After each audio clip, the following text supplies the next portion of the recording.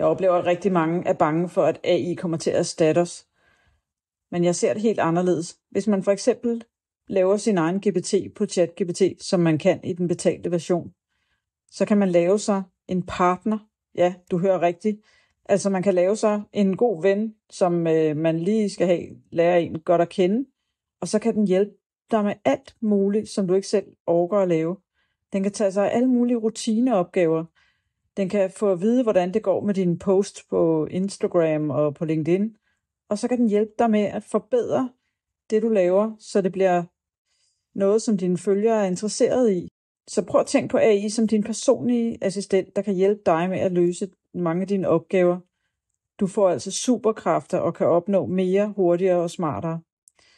Det er AI's største styrke. Det er ikke en konkurrent, det er et partnerskab.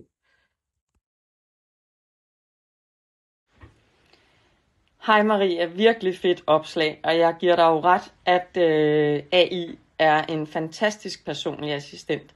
For mig er noget af det vigtigste det her, at det gør jo ikke, at jeg holder op med at ringe og spørge dig om ting, eller få hjælp af andre, men at der hvor jeg sidder alene, og ikke helt ved, hvad jeg skal gøre, eller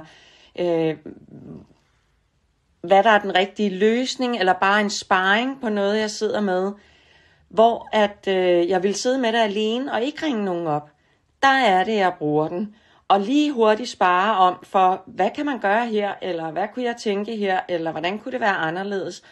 Og så bliver den sådan min brainstorm-marker, sådan at jeg både selv får reflekteret over noget, som jeg ellers ville sidde alene med, og så bliver jeg jo også en bedre marker til at ringe og spørge om ting.